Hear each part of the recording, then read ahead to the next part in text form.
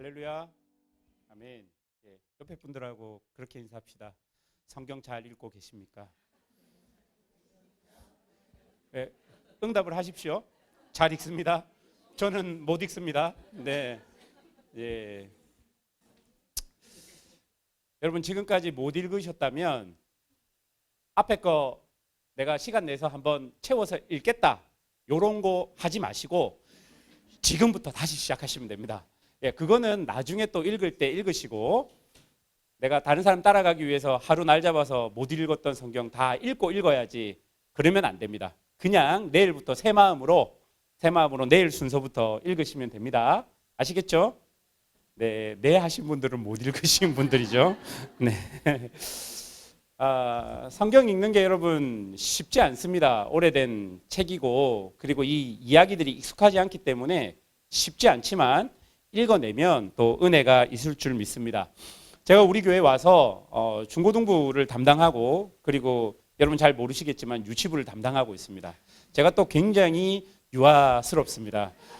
모르시죠? 우리 유치부 교사 선생님들만 아는데, 중고등부 애들은 이제 제가 설교를 할 때 아이들이 이제 고개도 막 숙이고 막 그렇게 하면 제가 그런 애들만 골라서 질문을 합니다. 그래서 아이들이 굉장히 긴장하고 있습니다. 설교 들을 때마다 막 이렇게 긴장하고 있는데, 우리 유치부 애들은 제가 몇 주 설교를 해보니까 알았어요. 여러분 어떤 것 같아요? 유치부 아이들이 아는 내용을 설교할 때, 그리고 아이들이 모르는 내용을 설교할 때 어떨 때 집중력이 더 높을 것 같아요?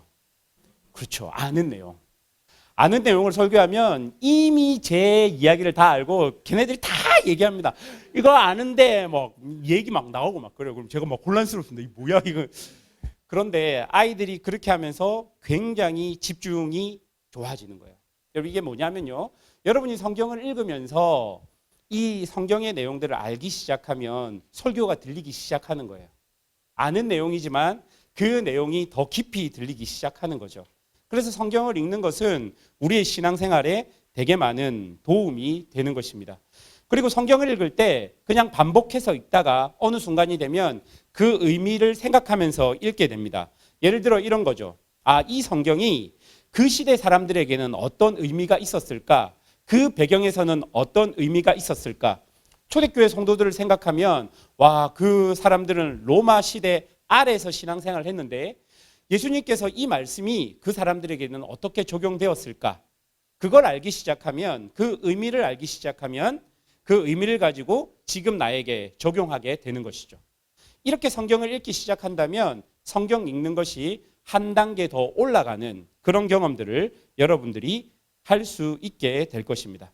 여러분 큐티를 꾸준히 하셨던 분들은 항상 큐티는 뭐가 제일 중요하다고 이야기하냐면요, 적용이 중요하다고 이야기합니다. 그 적용이 뭐냐면요, 이 말씀이 현재를 살아가는 나에게 어떤 의미가 있는지를 찾아내는 게 적용입니다.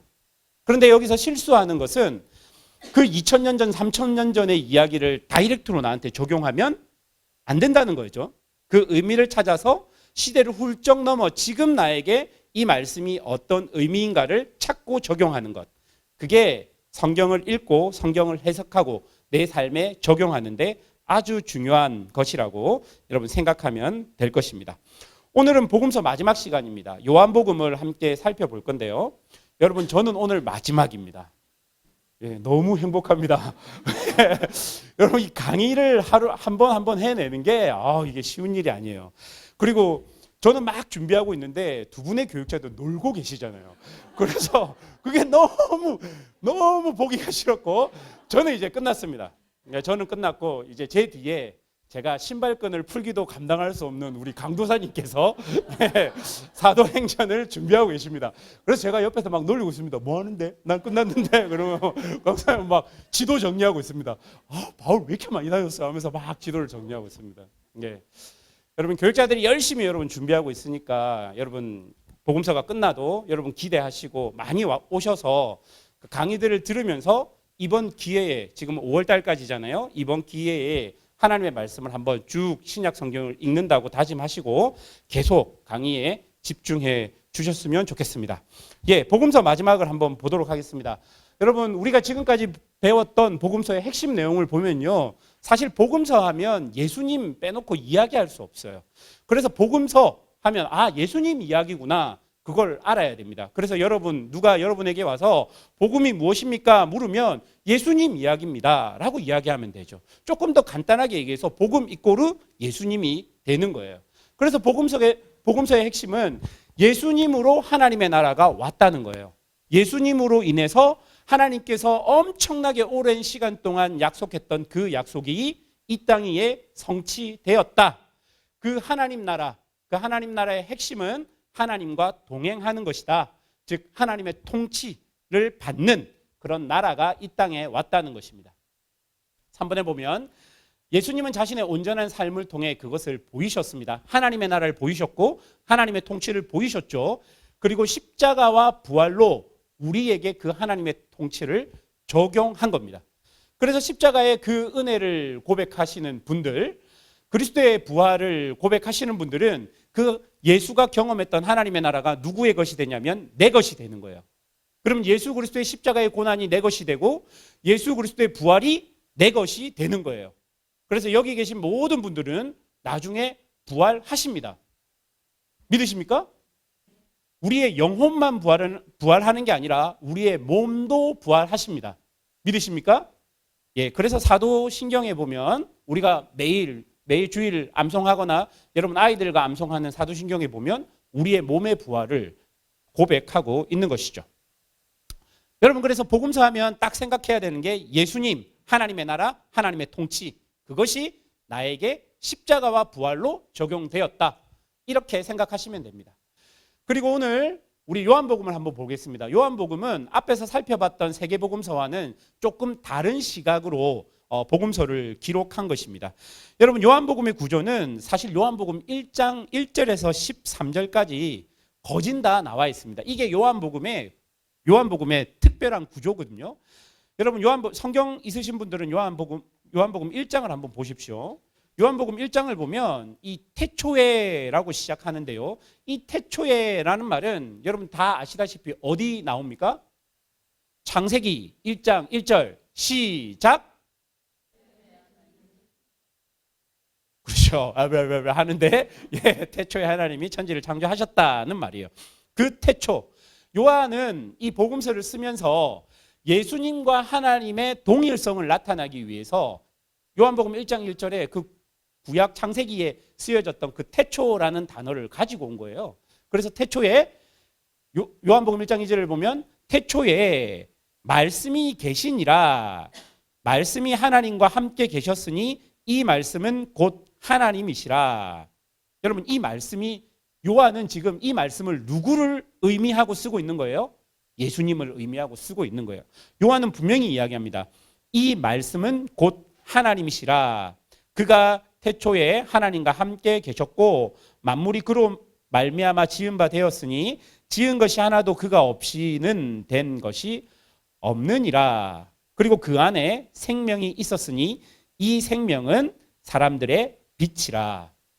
자, 예수님께서 태초부터 하나님과 함께 계셨다는 거예요. 하나님과 똑같은 능력을 가지신 이위 하나님으로 예수님과 성부 하나님께서는 함께 천지를 창조하셨던 분이 되시는 거예요. 그런데 그분이 빛인데 세상에 오신 겁니다. 그래서 1장 5절에 보면 이야기하죠. 빛이 어둠에 비치되 어둠이 깨닫지 못하더라 라고 이야기합니다. 그리고 여기에 보면요. 9절에 보면 참빛 곧 세상에 와서 각 사람에게 비추는 빛이 있었나니 그가 세상에 계셨으며 세상은 그로 말미암아 지은 바 되었으되 세상이 그를 알지 못하였고 라고 합니다. 자, 태초부터 하나님과 함께 계셨던 예수님께서 빛이고 생명이신데 그분이 세상에 오신 거예요. 자기 백성들에게 오신 거예요. 그래서 예수님 오셨으니까 당연히 사람들에게 뭘 비춰줬겠습니까? 빛 대신 예수님께서 빛을 비춰주신 거죠. 그런데 그 사람들이 그 빛된 예수님을 보고 와 환호하는 게 아니고 뭐야 저거 이렇게 한 거예요. 빛이 비쳤는데 빛을 거부한 거예요. 왜 빛을 거부했겠습니까? 그들 안에 무엇이 있었기 때문이죠? 어둠이 있었기 때문이죠. 여러분 빛이 강하게 비쳐요. 그럼 어둠이 어떻게 됩니까? 사라지게 되죠. 사라지게 되기 전에 어둠의 정체가 발각되게 되는 거예요. 하나님의 백성이라고 하는 사람들이 죄를 짓고 살았어요. 그런데 빛 대신 예수님이 왔어요. 그런데 자기가 하나님을 잘 믿는 척 했는데 예수님이 오니까 뭐가 드러난 거예요? 자기 안에 어둠이 드러난 거예요. 외식했던 모습들이 드러난 거예요. 거짓된 모습들이 드러난 거예요. 그러니까 그 사람들은 어떻게 했습니까? 빛 대신 예수님께 나아가는 게 아니라 빛 대신 예수님을 없애버리려고 한 거죠. 그게 지금 복음서의 이야기가 되는 것입니다. 그런데 여러분, 요한복음 1장 12절과 13절을 보면 그 빛 대신 예수님을 영접하는 사람들이 있습니다. 요한복음 1장 12절, 13절, 여러분 굉장히 중요한 구절입니다. 이거는 사실 암송해야 되죠. 암송해야 되는 구절인데 성경 있으신 분들은 함께 읽어보겠습니다. 시작. 영접하는 자 곧 그 이름을 믿는 자들에게는 하나님의 자녀가 되는 권세를 주셨으니 이는 혈통으로나 육종으로나 사람의 뜻으로 나지 아니하고 오직 하나님께로부터 난 자들이니라. 여러분 이게 요한복음의 구조예요. 빛 대신 예수님이 세상에 왔어요. 그런데 어둠이 예수님을 싫어해서 예수님을 영접하지 않은 사람들, 예수님을 반대했던 사람들, 예수님을 죽였던 사람들이 있는 반면에 그 빛 비추는 걸 보고 예수님을 영접했던 사람들, 받아들였던 사람들이 있는 거예요. 이 사람들은 혈통이나 육정이나 육체로나 사람에게서 나지 않고 하나님께로 난 자들이라고 요한이 이야기하고 있는 거예요. 여러분 그래서 요한복음의 구조는 빛 대신 예수님이 오셨습니다. 그 예수님을 보고 깨닫는 자가 있고 깨닫지 못하는 자가 있다. 이게 철저하게 요한복음을 읽다 보면 이런 구조가 철저하게 보이는 거예요. 요한복음 1장 14절을 보십시오. 요한복음 1장 14절을 보면 이것도 되게 중요한 요절 말씀이에요. 말씀이 육신이 되어 우리 가운데 거하심에 우리가 그의 영광을 보니 아버지의 독생자의 영광이요 은혜와 진리가 충만하더라. 자, 요한복음 1장 1절에서 13절까지의 그 중요한 내용을 요한이 한 번 더 이야기합니다. 1장 14절에서 말씀이 육신이 되어 우리 가운데 거하심에 우리가 그의 영광을 보니 아버지 독생자의 영광이요 은혜와 진리가 충만하더라. 여러분 이 요한복음 1장 14절을 보면 우리가 생각나는 성경 구절이 있어야 돼요. 여러분 이미 공부하셨어요. 신약 성경에. 자, 이 말씀을 보면 신약 성경 어떤 말씀이 생각나십니까? 요거 맞추면 초콜릿이라도 하나 드릴게요, 제가. 자, 신약 성경에서 한 구절이 생각나야 되고 그리고 구약에서 또 한 부분이 생각나야 됩니다. 신약은 너무 쉽죠? 딱 보십시오. 어렵게 생각하지 마세요. 여러분의 그 생각의 틀을 딱 깨시고 보십시오. 말씀이 육신이 되어 우리 가운데 거하심에 우리가 그의 영광을 보니 아버지의 그 영광을 볼 수 있다. 딱 생각나는 거. 마태복음 1장에 뭡니까? 네 글자로. 이걸 모르시네. 임마누엘이죠. 임마누엘. 예, 임마누엘. 처녀가 잉타의 아들 낳으리니 그거. 그리고 구약에 보면 자, 뒤에 보세요. 예수 그리스도를 보니까 하나님의 영광을 보는데 거기에 은혜와 진리가 충만해요.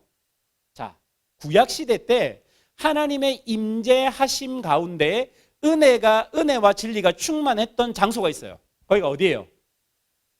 성막이죠. 성막을 봉헌할 때 거기에 하나님의 영이 충만하였더라는 구절이 있어요. 자, 그 성막이 누구를 예표하는 거예요? 예수님을 예표하는 거예요. 그래서 요한은 그 성막이 진짜 살아서 여기에 계시다라는 것들을 지금 표현하고 있는 거죠. 자, 이런 예수님을 보고 사람들은 영접하는 사람과 영접하지 못하는 사람들이 나뉘게 되는 거예요. 그리고 여러분 여기서 또 중요한 단어가 있죠. 독생자라는 단어가 있습니다.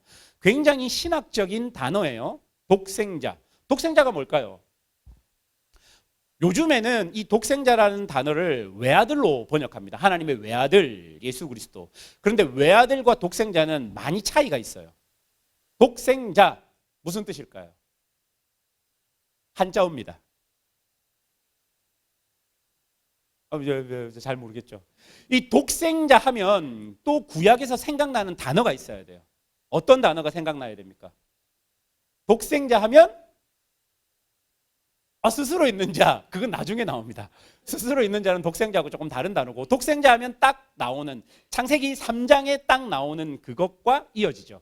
창세기 3장에 아담과 하와가 죄를 지었어요. 그리고 예수님 하나님께서 그 죄를 용서해 주시면서 우리에게 언약을 줘요. 언약을 주면서 창세기 3장 15절에 언약을 주면서 누가 와서 뱀의 머리를 상하게 한다라고 얘기하죠. 여자의 후손. 여러분, 그 구약의 여자의 후손과 이 독생자가 사실은 이어지는 단어입니다. 그것은 나중에 기회가 되면 교리를 공부할 때 한번 다시 이야기를 해드리겠습니다. 그래서 지금 요한은 굉장히 의도적으로 구약에 있는 그림들을 예수님과 이렇게 맞춰주고 있는 거예요. 그 말은 뭐냐면 곧 하나님께서 보내신, 하나님이 언약하신 메시아가 누구다라는 얘기예요. 예수님이라는 이야기를 하고 있는 겁니다. 그 다음을 보면 이 예수님을 보고 영접한 사람들이 있습니다. 영접한 사람들을 보면 세례 요한이 이런 말을 합니다. 보라, 세상 죄를 지고 가는 하나님의 어린 양이로다 라고 이야기하고, 이 세례 요한의 두 제자가 우리가 메시아를 만났다라고 이야기합니다. 그리고 나다나엘이라는 사람이 당신은 하나님의 아들이시오, 당신은 이스라엘의 임금이로소이다 라고 고백합니다. 자, 말씀이 육신이 되어 우리 가운데 임한 걸 보고 그 예수님을 보니까 하나님을 본 거예요. 그래서 와, 저분은 하나님의 아들입니다. 그렇게 영접한 사람들이 요한복음 1장 마지막에 나오고 있는 겁니다. 여러분, 요한복음을 기록한 목적이 뭐냐면요, 요한복음 20장 31절에 이렇게 기록합니다. 여러분 한번 다 같이 읽어보겠습니다. 시작. 오직 이것을 기록함은 너희로 예수께서 하나님의 아들 그리스도이심을 믿게 하려 함이요, 또 너희로 믿고 그 이름을 힘입어 생명을 얻게 하려 함이니라. 요한은 분명한 목적을 가졌습니다. 어떤 목적을 가졌냐면, 이 요한복음을 기록하면서 이 요한복음을 읽는 모든 사람들이 이 내가 지금 기록하고 있는 이 예수가 하나님의 아들인 것을 믿게 하려고 이것을 기록하였다라고 이야기합니다. 그리고 그것을 믿으면 뭐가 우리에게 온다고요? 생명. 조금 더 신학적으로 얘기해서 이 생명은 어떤 생명입니까? 어떤 생명입니까? 그렇죠. 영생, 영원한 생명. 자, 예수 그리스도를 믿으면 영원한 생명을 얻게 하기 위해서 요한이 이 요한복음을 기록한 거예요. 그러면 여러분은 요한복음을 읽으면서 예수님이 하나님이라는 것을 그 사건 곳곳에서 발견하고 그 믿음이 생기면 결국 여러분 안에 뭐가 생겨나는 거예요? 영생이 생겨나는 거예요. 영생. 여러분, 영생이 뭡니까? 영생은 인간에게 주어지는 것이 아닙니다. 영생은 신의 영역입니다. 인간은 시간 속에 있기 때문에 항상 시간이 끝나면 인간은 죽는 거예요. 그런데 예수 그리스도를 믿는 우리에게는 영생이 주어져요. 믿으십니까? 여러분 지금 영생을 살고 계십니까? 영생을 살고 계십니까? 집사님 영생 살고 계십니까? 영생을 살고 계십니까? 아멘이죠. 아멘입니다. 여러분이 우리가 계속 착각하는 게 뭐냐면, 여러분들이 좀 삶을 좀 거룩하게 사는 것 같으면 이런 질문에 아멘을 크게 하는 거예요. 내가 큐티도 하고 지금 성경도 잘 읽고 있다. 아멘. 난 영생을 살아요. 아멘. 근데 성경 좀 못 읽어. 그러면 아멘. 이렇게 하는 거죠. 그거 아니에요. 여러분이 행동이 어떠냐에 따라서 여러분에게 주어진 영생이 있다가 없다가 그게 아니에요. 이것은 예수 그리스도를 믿기로 고백한 우리들에게는 하나님께서 주신 선물이에요. 여러분이 어떻게 해야지 받는 게 아니라 믿음으로 여러분에게 온 거예요. 믿으십니까? 영생이 있습니까? 아멘. 예, 이거죠. 진짜예요. 여러분들이 조금 신앙생활 하다 보면 여러분의 신앙이 여러분이 볼 때도 좀 별로일 때가 있잖아요. 그 당연히 있어요. 앞에 선 목사도 있고요. 여러분이 그렇게 성경을 보면 정말 위대했던 사람들, 막 바울, 베드로 다 있잖아요. 근데 그 사람들도 예수 그리스도를 믿음으로 영생을 소유한 자들이잖아요. 그럼 여러분도 똑같다라는 거예요. 조금 잘 못해도 여러분은 영생이 있습니다. 그리고 지금 그 영생을 여러분은 살아가고 계시는 겁니다. 자, 영생을 살다가 우리의 육신의 죽음을 맞이했어요. 꽥 죽었어요. 어떤 일이 벌어집니까? 우리에게 죽었어요. 어떤 일이 벌어집니까? 아무 일도 없었더라? 어떻게? 자죠. 잠을 잔다라고 성경은 이야기합니다. 잠을 자면서 어떻게 됩니까? 그 잠을 자는 순간에도 어떤 일이 우리에게 벌어집니까? 우리를 한번 하셔야 되겠는데? 잠을 자는 도중에도 우리에게 하나님께서 주신 약속은 예수 그리스도가 우리와 연합되어서 우리와 동행하고 있다고 믿음의 선조들이 이야기하잖아요. 우리가 여전히 잠을 자면서도 그리스도와 연합되어서 잠을 자고 있는 거라고 이야기하잖아요. 그래서 그리스도와 연합되었기 때문에 부활의 날 우리가 그리스도께서 부활하신 것처럼 부활한다라고 그렇게 고백하잖아요. 그게 영생이에요. 우리에게는 죽음이 더 이상 힘이 없어요. 물론 죽음은 슬픈 겁니다. 죽는 건 슬픈 거예요. 그런데 그 죽음 이후에 우리는 영원한 생명으로 들어가는 그 영생이 우리에게 있다는 것을 여러분 믿어야 돼요. 지금 요한이 예수 그리스도를 믿는 사람들에게는 그런 영생이 주어졌다라고 우리에게 이야기하고 있는 것이고, 그것이 우리에게 모두 적용되는 거예요. 예수를 믿는 여러분에게는 모두 영생이 주어진 것입니다. 자, 그래서 우리는 요한복음을 통해 그 영생을 발견해야 하는 것입니다. 예수님께서 계속 우리에게 빛을 비춰주고 계시는 거예요. 하나님의 영광을 보여주고 계시는 겁니다. 자, 요한복음을 여러분 읽으면서 여러 가지 사건들이 나오는데 요한복음을 이해할 때 굉장히 중요한 개념이 이적, 표적입니다. 이적과 표적. 여러분, 이 표적은 그냥 기적과는 전혀 달라요. 기적은 우와, 세상에 이런 일이 이런 거라면, 표적은 요 표지판처럼 뭘 가리키는 거예요. 이 기적을 통해서 정말 보여주고 싶은 그림이 있는 게 표적이라는 거예요.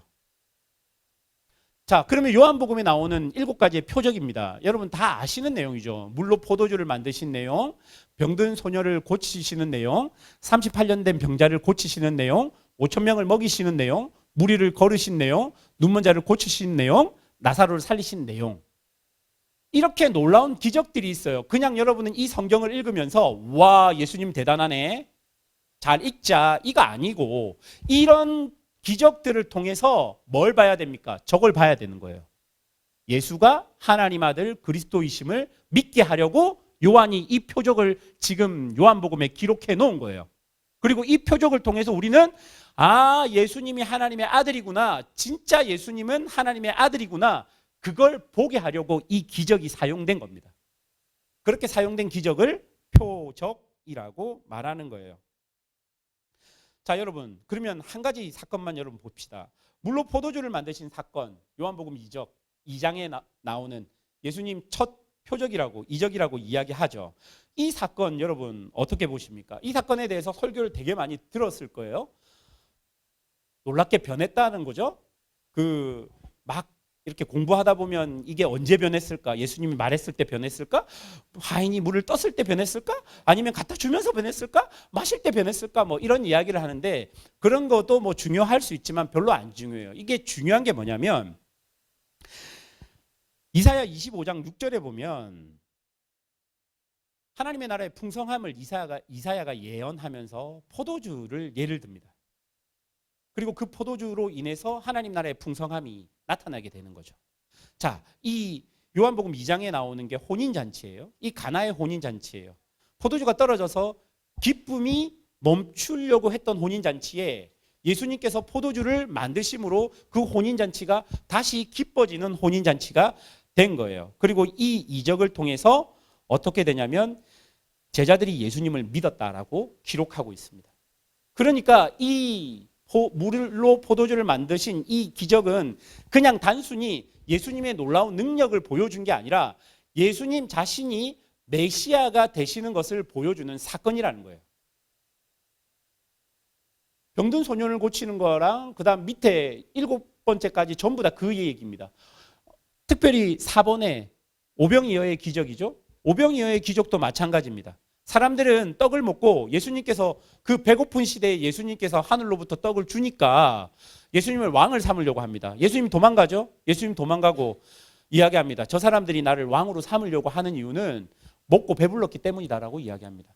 그런데 예수님은 이 오병이어 사건을 통해서 이스라엘이 광야에서 하나님의 떡인 만나와 메추라기를 먹었던 경험들을 그 사람들에게 실제로 보여주는 거예요. 하나님이 만나와 메추라기를 주셨고 신약에 와서 예수님이 보리떡 5개와 물고기 2마리로 백성들을 먹였어요. 이 사건은 하나님과 예수님이 동일한 분이시다라는 것을 말해주고 있는 거죠. 그게 바로 표적의 예라고 말할 수 있습니다. 그리고 여러분 요한복음 읽을 때 또 굉장히 중요한 게 뭐냐면요. 다음번 좀 보여주세요. 예, 나는 삐리리다. 요게 요한복음에 굉장히 많이 나오는데요. 여러분 1번에 보면 생명의 떡이다. 이거는 스스로 예수님께서 자신이 어떤 존재이다라는 것을 자기를 스스로 정의하신 내용입니다. 요한복음에 보면 이게 되게 많이 나와요. 7번이 나오는데 첫 번째는 생명의 떡이라고 이야기합니다. 다 같이 성경 구절 읽어보겠습니다. 시작.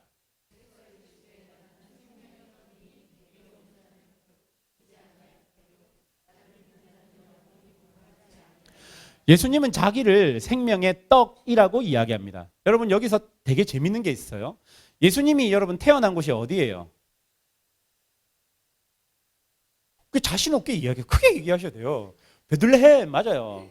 베들레헴의 그 지명의 뜻이 뭘까요? 떡집이죠. 빵집이죠. 베트가 집이고 레헴이 빵이죠. 떡이죠.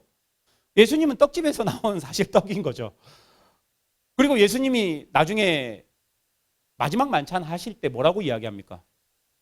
빵을 주면서 뭐라고 합니까? 먹어라. 이거 뭐라고 합니까? 내 몸이다 이야기하죠. 여러분 이게 사실은 다 의미로 이어지고 있는 거예요. 예수님은 생명의 떡이라고 자기 스스로를 정의하십니다. 두 번째, 세상의 빛이라고 정의하는데요. 말씀 한번 읽어보겠습니다. 시작.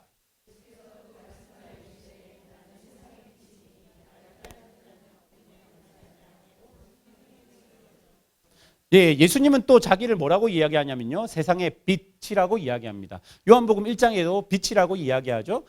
빛이 딱 비쳐요. 그러면 그 같이 빛 가운데로 가는 자는 어떤 일이 벌어집니까? 어둠에 다니지 않는다는 거예요.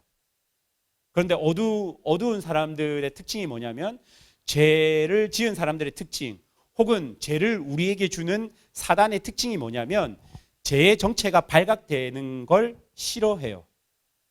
여러분 영화를 좋아하시는지 모르겠지만 저는 어떤 종류의 영화를 좋아할 것 같습니까? 여러분이 생각할 때 저를 한 2-3달 보신 것 같은데 제가 어떤 종류의 영화를 좋아할 것 같아요? 코미디 아닙니다. 저 굉장히 진지한 사람입니다. 무슨 코미디를 좋아하겠습니까? 얼마나 진지하게 생겼습니까? 네, 네? 로맨스도 별로 안 좋아합니다. 저 경상도입니다. 네, 액션은 뭐 저는 엑소시스트 뭐 이런 거 좋아합니다. 좀비 나오고 막 이렇게 옛날에 오멘 지금은 이제 막 이렇게 막 테마하는 거 이런 거 막 보면 희열이 느껴져. 와 이긴다.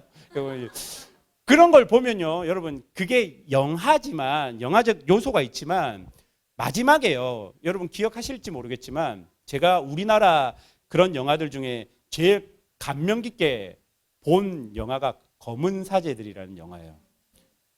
여러분 다 보셨죠? 잘생긴 사람 나오잖아요. 그죠? 그 사람이 신부 옷을 입고 나와서 장난 아니었잖아요. 그죠? 예. 거기에 보면 뭐 영화도 재밌지만 거기 마지막에 보면 그 신부들이 마지막에 엑소시즘을 할 때 마지막에 그 엑소시즘 하는 그 사탄이라고 합시다. 그 사탄이 신부들한테 지는 이유가 하나가 딱 있어요. 나가라. 안 나갑니다. 안 나가. 막 그래요. 그래서 마지막에 이게 나가라가 아니고 마지막에 하는 얘기 있어요. 넌 누구냐? 그렇게 이야기해요. 네 정체가 뭐냐? 그렇게 이야기한다고요? 여러분, 악은요, 자기의 정체가 밝혀지면 힘이 없어요. 그리고 그 마지막 영화 제목을 보면 그 소녀 몸속에 있던 그 악한 영이 자기의 이름을 말하고 나갑니다. 나는 누구다! 하고 막 나가요. 근데 이게 되게 여러분 사실은 이게 되게 제가 볼 때는 성경적이라고 생각해요. 어둠은 빛에 비춰져서 자기의 정체가 드러나면 더 이상 힘을 발휘할 수가 없어요. 어둠이 힘을 발휘할 때는요, 죄가 힘을 발휘할 때면요, 그 죄가 꽁꽁 숨었을 때예요. 그 죄가 꽁꽁 숨게 되면 어떤 일이 벌어집니까? 그 죄를 숨기기 위해서 또 어떤 일이 벌어집니까? 또 다른 죄가 발생되게 되는 거죠. 여러분 양치기 소녀 이야기 아시죠? 똑같은 거예요. 여러분도 한번 생각해 보세요. 여러분 생각하기에 가슴이 떨리면 여러분들 남편들 생각해 보세요. 남편의 비상금을 발견했어요. 그러면 다 그걸 잡고 남편한테 나한테 뭐 잘못한 거 없어? 막 이래요. 그죠? 그러면 나 비상금 이거 잘못했어 이렇게 한 번에 고백하는 사람이 없잖아요. 죄가 계속 나오잖아요 막. 그렇죠? 네, 그런 거랑 똑같은 거죠. 그런데 예수님을 믿는 분들은 예수님, 빛된 예수님 앞에 있으면 아무것도 감출 수 없는 거예요. 우리의 어둠들이 다 드러나는 거예요. 예수님 왜 그러냐면 예수님이 빛이시기 때문입니다. 세 번째 보면요, 예수님은 양의 문이라고 합니다. 다 같이 읽어보겠습니다. 시작.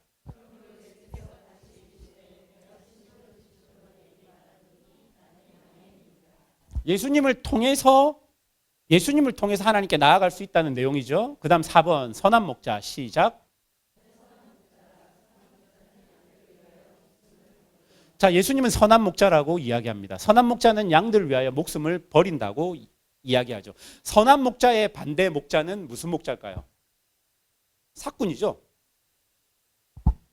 여러분 사꾼 목자의 뜻이 뭡니까? 사꾼이 뭐예요? 네?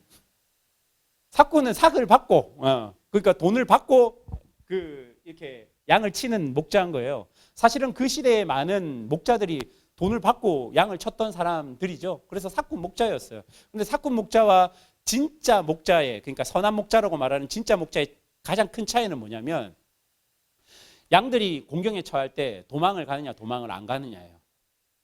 사꾼 목자는 자기가 돈 받은 만큼만 하면 돼요, 사실은. 그런데 예수님은 자기를 선한 목자라고 이야기합니다. 그렇게 이야기하는 이유는 자기가 양들을 위해서 목숨까지 줄 수 있기 때문에 그렇게 이야기하는 거죠. 십자가 위에서 자기가 선한 목자가 되는 그 모습을 우리에게 예수님 보여주셨습니다. 그 다음 다섯 번째요. 다섯 번째, 예수님은 자기를 부활이라고 이야기합니다. 다 같이 읽어보겠습니다. 시작.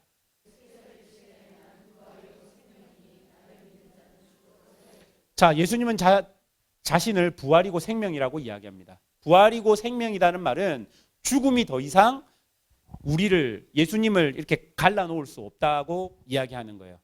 자, 아담과 하와가 죄를 지었습니다. 죄를 짓고 제일 먼저 일어났던 일들이 뭐냐면 단절입니다. 하나님과의 관계가 끊어져 버렸어요. 그리고 누구와의 관계가 또 끊어졌습니까? 하나님의 관계는 당연히 끊어졌죠. 그 다음 누구와의 관계가 끊어졌습니까? 하와와의 관계가 끊어졌잖아요. 아담과 하와의 관계가 끊어졌잖아요. 여러분, 아담과 하와가 어떤 사이였습니까? 네? 연인 사이였습니까? 연인, 썸 타는 사이였습니까? 아닙니다. 썸 타는 사이 아니에요. 네, 하와가 처음 만들어져서 아담 앞에 팍 왔을 때 아담이 시를 딱 지어서 멋지게 불러줘요. 어떤 시인지 아십니까? 그렇죠. 뼈 중에 뼈요, 살 중에 살. 지금 들으면 이게 무슨 정육점이냐 생각할 수 있지만 굉장히 이거 세련된 시입니다. 뼈 중에 뼈고 살 중에 살이다. 와, 이거 완전, 그러니까 내 몸이네. 완전 이렇게 사이 좋았다고요. 안 싸웠어요. 에덴 동산에서 여러분처럼 그렇게 안 싸웠어요. 막 네 거니 내 거니 막 사과 네가 먹니 내가 먹니 안 싸웠어요. 되게 좋았어요. 크게 웃으면 안 돼요 지금. 막 좋았단 말이에요. 그런데 죄를 딱 짓고 난 다음에 그 이후에 그 모습을 보십시오. 뭐라고 이야기합니까? 아담이 뭐라고 이야기합니까? 하나님 앞에서. 이거 내가 왜 먹었다고 얘기합니까? 하와 때문에. 그죠? 그죠? 죄 때문이에요. 얘기하죠. 여러분 남편이 여러분에게 이렇게 이야기한 게 여러분 남편의 잘못이 아니에요. 죄의 권세가 있는 거예요. 그게 아직 해결 안 됐기 때문에 이런 거잖아요. 관계가 깨어지는 것은 이 죄의 영향력 아래 우리가 아직 있다라는 거예요. 다 단절난 거예요. 그리고 아담과 자연 만물이 끊어지게 됩니다. 그래서 땅이 엉겅퀴를 내게 되죠. 그리고 여러분 이런 노래 알죠? 사막에 샘이 넘쳐 흐르리라. 거기 보면 독사굴에 어린애가 손 놓고 장난쳐도 물지 않는, 그죠? 다음 주에 이 노래를 해야 되겠네요. 그거예요. 그건데 모든 관계가 끊어져 버린 거예요. 독사굴에 아이가 손 넘어 물리죠 이제. 사자들하고 어떻게 어린 양이 뛰어놀아요? 잡아먹히죠. 그게 무슨 말이냐면 모든 관계가 끊어졌다는 것을 은유적으로 표현한 거잖아요. 죄로 인해서 모든 관계가 끊어졌어요. 그런데 여기서 부활이다, 생명이다는 말은 뭐냐면 그 관계가 연결되는 거예요. 죽음이 와서 모든 관계를 끊었는데 예수 그리스도께서 죽으시고 다시 사심으로 하나님과의 관계가 연결된 거예요. 생명으로 연결된 것이고, 그리고 그것으로 말미암아 우리의 모든 관계가 연결되는 거예요. 에베소서 말씀해 보면 십자가에서 예수께서 죽으심으로 평화를 이루셨다고 이야기하죠. 막힌 담이 모두 허물어졌다고 이야기하죠. 예, 그래서 예수님은 자기를 뭐라고 이야기합니까? 부활이라고 이야기하고, 단절의 정의였던 죽음을 이기는 생명이라고 이야기하는 거예요. 그리고 예수님 또 이야기합니다. 길과 진리 생명이라고 이야기합니다. 다 같이 읽어보겠습니다. 시작.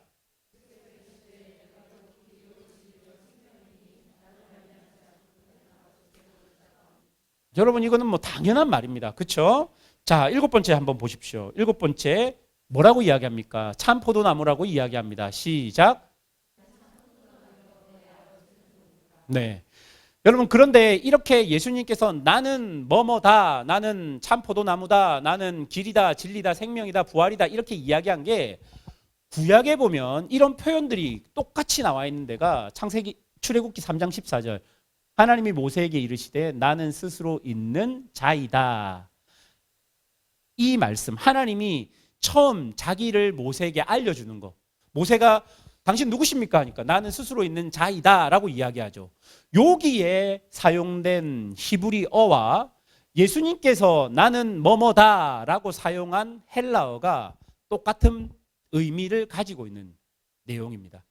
그러면 이 말은 무엇이냐면요, 하나님과 예수님이 자기 표현이 똑같은 단어로 사용되었다라는 거예요. 요한복음을 쓴 요한이 의도를 가지고 이런 단어들을 지금 사용한 거예요.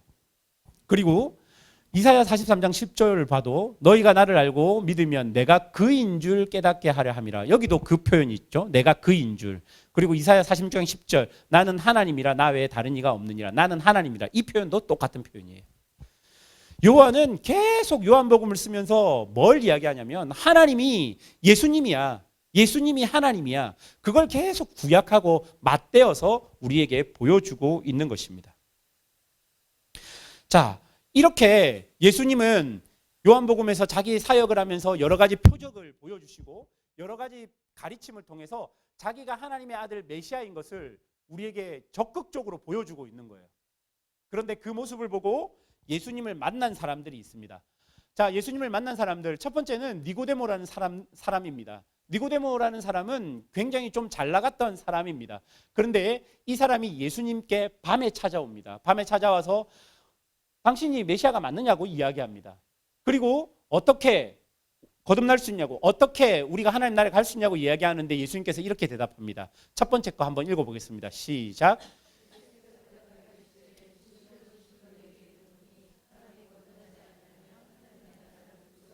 자, 그 밑에 것도 읽어보겠습니다. 시작.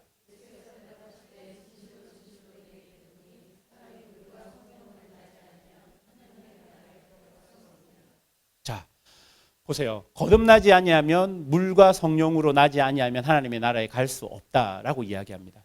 지금 니고데모는 예수님의 이 표적과 사역들을 통해서 저분이 메시아인 것 같은데 그게 잘 안 믿어지는 거예요. 와, 이거 어떻게 믿지? 예수님 찾아가서 물어본 거예요. 당신이 정말 하나님이 보내실 그가 맞느냐? 예수님이 이야기하죠. 네가 본 것대로 그냥 믿어라 그러는데 안 믿어지는 거예요. 그래서 어떻게 믿을 수 있습니까? 거듭나지 않고는 하나님 나라를 볼 수 없다. 물과 성령으로 나지 않으면 하나님 나라에 들어갈 수 없다라고 이야기합니다. 여러분, 거듭난다. 다시 태어난다. 여러분, 이게 무슨 의미일까요? 물과 성령으로 난다라는 게 무슨 의미일까요? 여러분 보십시오. 우리가 교회를 다니다 보면 늘 고민이 있는 게 있죠. 여러분의 자녀를 봐도 늘 고민이 있는 게 있죠. 얘가 진짜 하나님 믿는 게 맞을까? 예수님 믿는 게 맞을까? 아니면 내 스스로도 내가 정말 하나님 믿는 게 맞을까? 예수님 믿는 게 맞을까? 라는 고민이 나에게 있을 수 있어요. 근본적으로 질문하면 내가 정말 거듭난 사람이 맞는가? 라는 질문이겠죠. 제가 대학을 졸업하고 아프리카에 조금 살았습니다. 한 8개월 정도 살았어요. 남아프리카 공화국이라는 아프리카에서는 굉장히 잘 사는 국가였어요. 거기 보면 백인과 흑인이 모여 사는데 흑인이 한 98% 되고 백인은 몇 프로 안 돼요. 그런데 오랜 시간 동안 백인이 흑인을 지배했던 나라죠. 그래서 만델라 대통령이 되어서 뭐 그런 어려움들은 다 조금씩 사라져 버렸는데요. 그 시절 제가 아프리카에 가서 전도를 했습니다. 전도를 할 때 백인들에게 전도를 했죠. 당신 예수님 믿습니까? 그걸 영어로 전도했습니다. 영어로. 믿습니까? believe를 쓰면 된다 하더라고요. believe 하니까 전부 다 yes 합니다. 자기 believe 한대요. 그런데 두 번째 질문이 있었어요. 두 번째 질문은 무슨 질문이었을까요? born again 이라는 질문이었어요. 너 진짜 믿고 다시 태어났니? 예수로 다시 태어났니? 그렇게 질문했을 때 사람들 중에 많은 사람들이 거기에 대해서는 물음표를 난 아직 그러지는 못해 라고 이야기한 거예요. 여러분에게 한번 물어보고 싶습니다. 여러분 정말 거듭난 신자가 맞으십니까? 여러분 정말 회심한 하나님의 백성이 맞으십니까? 그렇게 대답하지 마십시오. 여러분 스스로에게 한번 질문하고 답을 가져 보셨으면 좋겠습니다. 그래서 예수님이 결정적인 답을 니고데모에게 주죠. 우리가 다 아는 내용이죠. 제일 밑에 거 한번 읽어보겠습니다. 시작.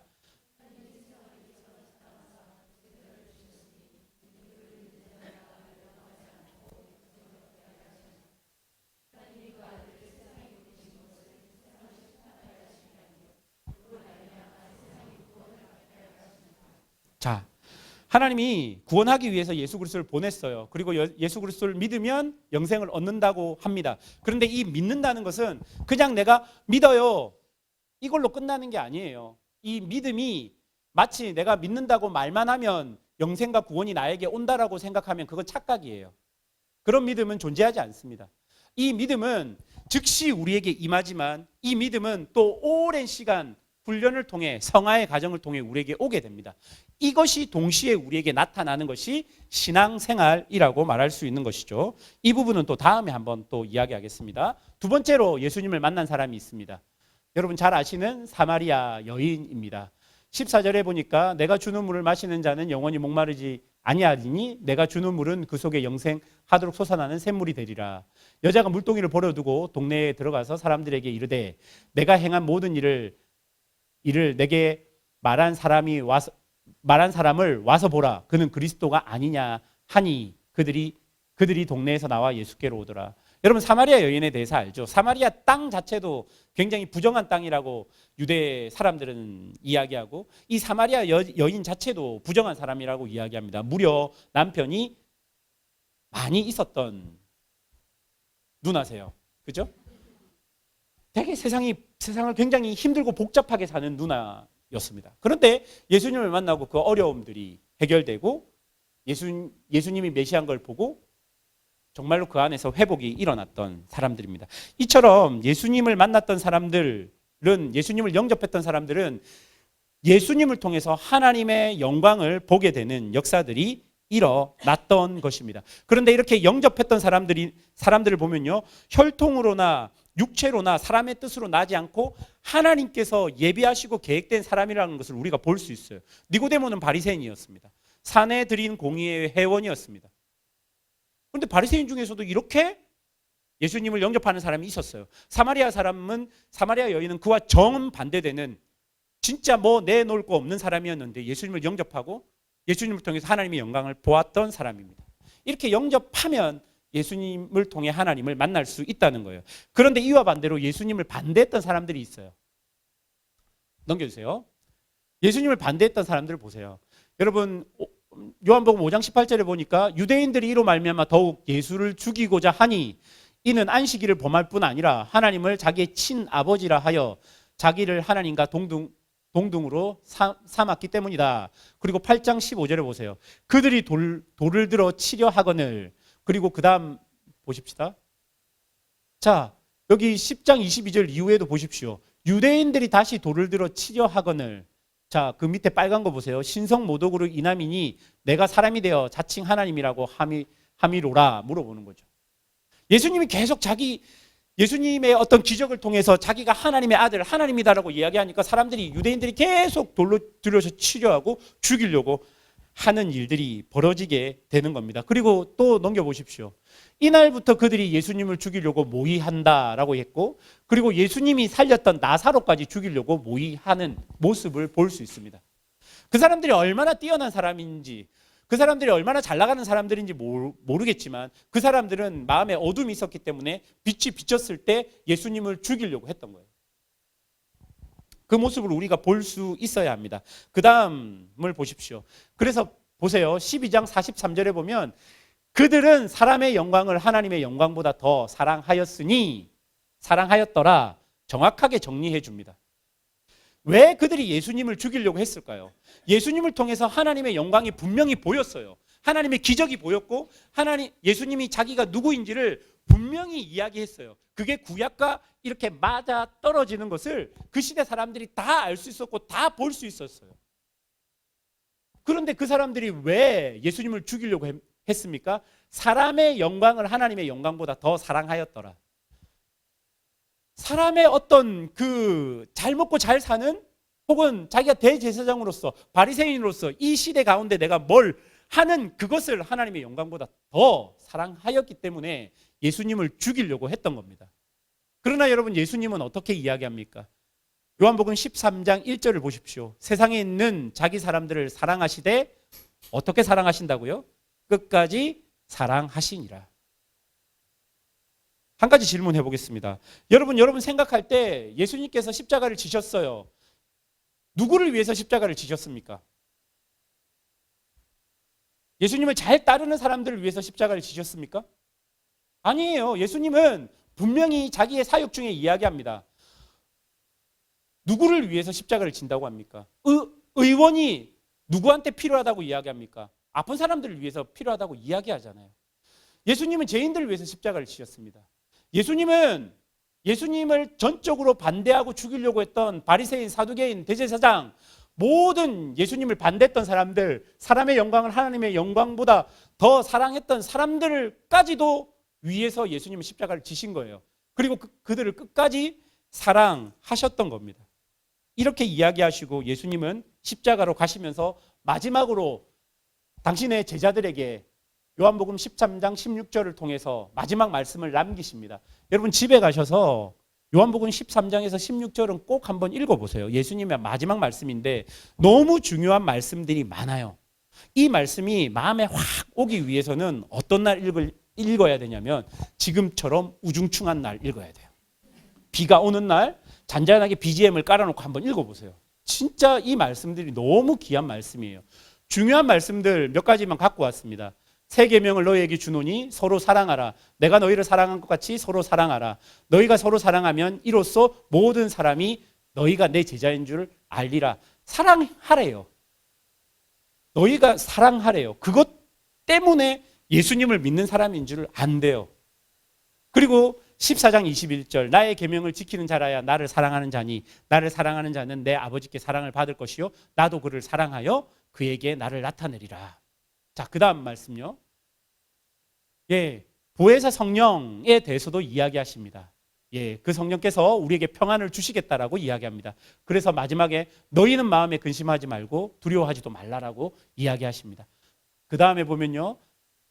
자기는 포도나무고 우리는 가지라고 합니다. 예수님 안에 붙어 있으면 열매를 맺을 수 있다라고 이야기합니다. 그리고 16장 33절 이것은 너에게 이르는 것은 너희로 내 안에 평안을 누리게 함이다. 세상에서 너희가 환난을 당하나 여러분 세상에서 너희가 환난을 당하나 뭐라고 이야기합니까? 담대하라 내가 세상을 이기었노라.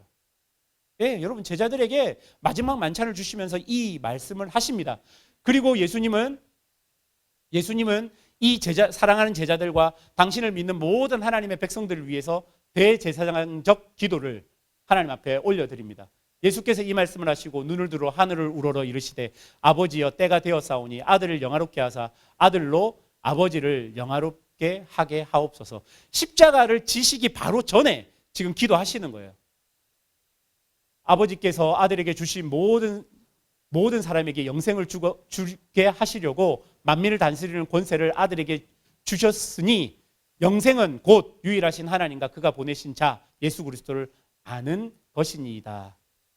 여러분 이렇게 자기를 위해서, 그리고 자기의 제자들, 자기를 사랑하는 모든 사람들을 위해서 기도하시고 예수님은 마지막에 십자가로 가게 되는 거죠. 그다음 보십시오. 세상에 있는 자기 사람들을 사랑하시되 끝까지 사랑하시는 모습. 여러분, 그렇게 예수님의 놀라운 말씀들을 주시고 사랑하는 사람들을 위해서 기도하시고, 그리고 예수님은 그 십자가에서 자기가 고백했던 그 사랑을 완전히 확증하시고 이루어 주시고 확인시켜 주십니다. 끝까지 사랑하세요. 여러분, 이 십자가에서 제자들이 전부 다 예수님을 모른다고 도망가 버립니다. 한 명도 남지 않아요. 그리고 예수님의 제자 중에 한 명은 예수님을 팔아버립니다. 그리고 예수님의 수제자라고 했던 베드로는 예수님을 부인해버립니다. 모욕적으로 욕을 하고 부인해버립니다. 내가 예수를 알지 못한다라고 도망쳐버립니다. 그런데 예수님께서는 끝까지 이 제자들, 자기를 배신했던 사람들을 사랑하십니다. 그리고 로마서 5장 8절에 바울은 이렇게 이야기합니다. 우리가 아직 죄인 되었을 때에 그리스도께서 우리를 위하여 죽으심으로 하나님께서 우리에 대한 자기의 사랑을 확증하셨느니라. 그 사람들까지도 하나님께서는, 예수님께서는 사랑하셔서 십자가에서 자기의 피를 다 흘려 죽으셨습니다. 그리고 아버지의 사랑을 그 십자가에서 온 사람들에게 보여주신 것입니다. 여러분, 그 사랑의 증거가 뭔지 아십니까? 바로 요한복음 마지막 21장에 나오는 예수님이 부활하시고 처음 찾아간 제자들에게 찾아가죠. 여러분, 요한복음 21장은 굉장히 재밌는 장면이지만 그 장면은 굉장히 의미가 있는 장면입니다.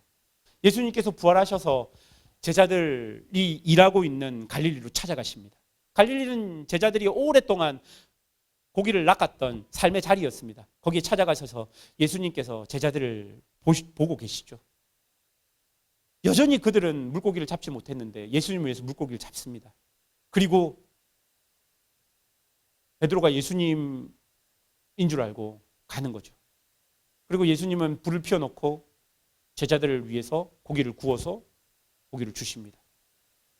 여러분, 그 장면이 어디 장면하고 연결되냐면요, 베드로가 예수님을 부인할 때 그 불 앞에서 예수님을 3번 부인한 것, 여러분, 예수님이 모닥불을 피워놓고 물고기를 구워주시고 베드로에게 주시는 그 장면이 그 장면과 사실 이어지는 거죠. 예수님은 그런 베드로에게 고기를 주시면서 베드로에게 물어봅니다. 네가 나를 사랑하느냐? 3번을 물어보시죠. 그리고 베드로는 사랑한다라고 고백하고 요한복음이 끝납니다. 사랑하는 여러분, 사실은 이 요한복음 21장의 이야기는 지금 우리에게도 여전히 일어나고 있는 이야기 아니겠습니까? 우리도 우리의 삶에서 예수님을 배신할 때 사실 많잖아요. 여러 부분에서. 예수님 이거 보지 마세요. 이것만 보지 마세요. 내가 교회 가서 열심히 예배할 테니까 이 부분은 좀 보지 마세요. 그리고 여러 부분에서 예수님 이 부분은 좀 간섭하지 마세요. 이 부분은 내가 이렇게 해야지 잘 살 것 같으니까 이 부분은 간섭 말고 다른 부분 좀 간섭하세요. 이렇게 예수님을 배신하고 살아갈 때가 많잖아요. 여러 부분에서. 근데 예수님은 그런 우리에게 천벌을 내리시는 게 아니라 우리의 그런 모습을 물끄러미 쳐다보는 거예요. 아무리 그 밤이 깊도록 그물을 내던졌는데 물고기가 없는 그 삶의 허무함에 우리가 빠져 있잖아요. 아무리 우리가 세상에서 말하는 대로 열심히 살아도 우리 안에 인간의 절대 고독이 남아 있잖아요.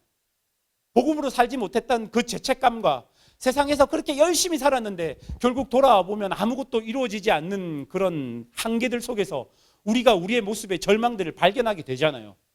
그런데 예수님이 그렇게 예수님을 배신하고 세상 속에서 잘 놀고 잘 먹고 잘 사는 우리들을 향해서 야, 너 나 배신했지?